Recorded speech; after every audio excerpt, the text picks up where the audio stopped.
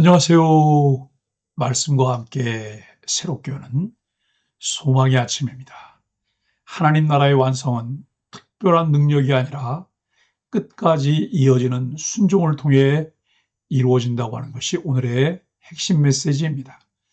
여호수아 11장 1절로 15절까지 말씀을 본문으로 가요.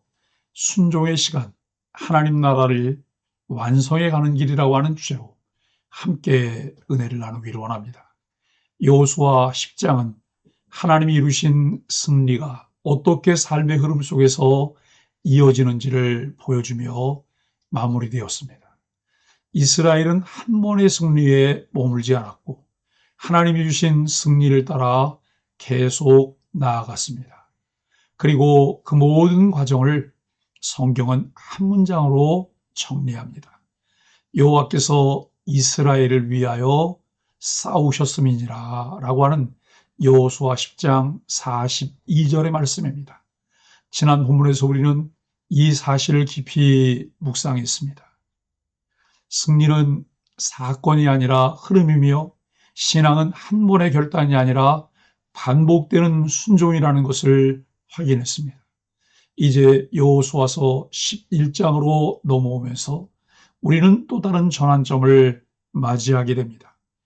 남부 전쟁이 마무리된 이후 이번에는 북부 지역에서 더 크고 강력한 연합군이 등장합니다. 전쟁의 규모는 이전보다 훨씬 커졌고 상황은 더 위협적으로 보입니다. 이 지점에서 우리는 자연스럽게 질문하게 됩니다. 신앙의 길에서 더 큰 문제를 만날 때 나는 어떻게 반응하는가? 나는 이전의 은혜를 기억하며 담대히 나아가는가? 아니면 상황의 크기에 눌려 두려움에 머무르는가? 이 질문을 마음에 품고 오늘 본문을 따라가 보겠습니다. 첫째, 더 큰 위협 앞에 선 공동체입니다. 여호수아 11장은 하솔 왕 야빈이 중심이 되어 북부 지역의 왕들이 연합하는 장면으로 시작됩니다. 그들이 나와서 자기의 모든 군대를 거느렸다고 합니다. 성경은 그 군대를 이렇게 묘사합니다. 백성이 해변에 수많은 모래 같고 말과 병거도 심히 많았더라. 이 표현은 단순한 과장이 아닙니다. 이스라엘의 눈에 보기에 이 전쟁은 이전과 비교할 수 없을 정도로 큰 위협이었습니다. 여기서 우리는 중요한 사실을 보게 됩니다. 하나님을 따라가는 길은 시간이 지날수록 쉬워지는 길이 아니라 오히려 더 큰 믿음을 요구하는 길이라는 것입니다. 그러나 이때 필요한 것은 상황을 바라보는 것이 아니라 하나님의 약속을 기억하며 붙드는 일입니다. 두 번째, 동일한 말씀, 변함없는 약속입니다. 이처럼 상황은 달라졌지만 하나님이 주신 말씀은 변하지 않습니다. 그들을 두려워하지 말라. 이 말씀은 여호수아서 전반에 걸쳐 반복됩니다. 여호수아 1장에서 시작된 이 음성은 지금까지 계속 이어지고 있습니다. 이것은 매우 중요한 신앙의 원리를 보여줍니다. 상황은 바뀌었지만 하나님의 말씀은 변하지 않습니다. 환경은 달라지지만 하나님의 약속은 동일합니다. 그래서 믿음은 새로운 말을 찾는 것이 아니라 이미 주신 말씀을 다시 붙드는 것입니다. 셋째, 순종은 즉각적으로 나타납니다. 하나님의 말씀을 들은 여호수아는 지체하지 않았습니다. 이에 여호수아가 모든 군사를 거느리고 갑자기 이르러 그들을 쳤다고 말씀합니다. 여호수아의 모습은 언제나 동일합니다. 그는 하나님의 말씀을 들으면 곧바로 움직입니다. 이 장면은 우리에게 중요한 질문을 던집니다. 나는 하나님의 말씀을 들을 때 얼마나 빠르게 순종하는가? 나는 이해한 후에 움직이는가? 아니면 믿음으로 먼저 움직이는가? 신앙은 완전히 이해한 후에 움직이는 것이 아니라 하나님의 말씀을 신뢰하며 순종하는 것입니다.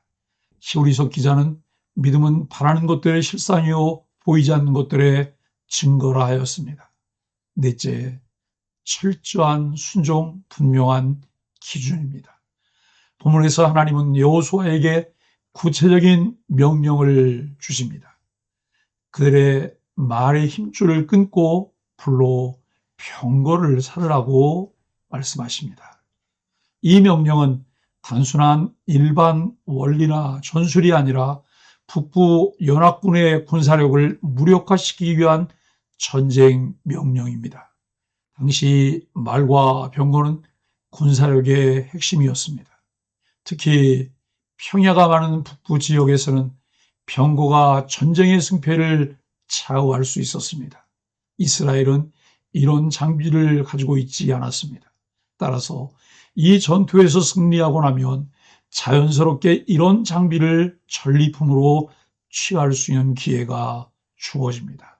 그것은 인간이 의지할 수 있는 가장 강력한 힘이었습니다. 그러나 하나님은 그것을 사용하지 말라고 하십니다. 왜 그럴까요? 하나님은 이스라엘이 눈에 보이는 힘이 아니라 하나님 자신을 의지하기를 원하셨기 때문입니다. 이것은 오늘 우리에게도 동일하게 적용됩니다. 우리는 무엇을 의지하며 살아가고 있는가? 눈에 보이는 조건인가? 아니면 하나님인가? 사랑하는 소망의 가족 여러분, 순종의 시간을 지속하는 것은 하나님 나라를 완성해가는 과정입니다. 본문은 이렇게 정리됩니다. 여호수아가 여호와께서 모세에게 명령하신 대로 다 행하여 하나도 행하지 아니한 것이 없었더라. 이 구절은 여호수아의 삶을 가장 잘 설명하는 문장입니다. 그는 완벽한 사람이었기 때문이 아니라 끝까지 순종하는 사람이었기 때문에 쓰임 받았습니다. 그리고 이 명령은 깊이 사고하지 않으면 무엇을 말씀하시는지를 이해할 수 없습니다. 좀이라도 사심이나 욕심이 있으면 순종하기 어렵습니다. 순종은 개인의 성공이 아니라 하나님 나라를 세워가는 과정이었습니다. 여호수아 11장 1절로 15절은 우리에게 분명한 메시지를 주고 있습니다. 하나님은 계속해서 그의 일을 이루어 가십니다. 그리고 그 일은 순종하는 사람을 통해 이루어집니다. 이 본문은 우리에게 묻습니다. 나는 상황을 보고 두려워하는 사람인가? 아니면 말씀을 붙들고 나아가는 사람인가? 나는 눈에 보이는 힘을 의지하는가? 아니면 하나님을 의지하는가? 신앙은 특별한 순간이 아니라 매일 이어지는 순종의 길입니다.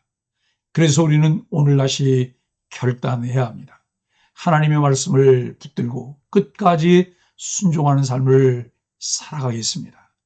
말씀을 붙들고 묵상하며 하나님의 선하신 뜻에 즐거운 마음으로 순종하는 소망의 가족들이 되기를 예수 그리스도의 이름으로 간절히 축복합니다. 함께 말씀으로 드리는 소망의 아침 감사 기도를 합니다. 변하지 않는 말씀으로 우리를 인도하시는 하나님께 감사합니다. 두려움 속에서도 순종하게 하시는 하나님께 감사합니다. 우리의 삶을 통해 하나님 나라를 이루시는 은혜에 감사합니다. 예수님의 이름으로 간절히 기도합니다. 아멘.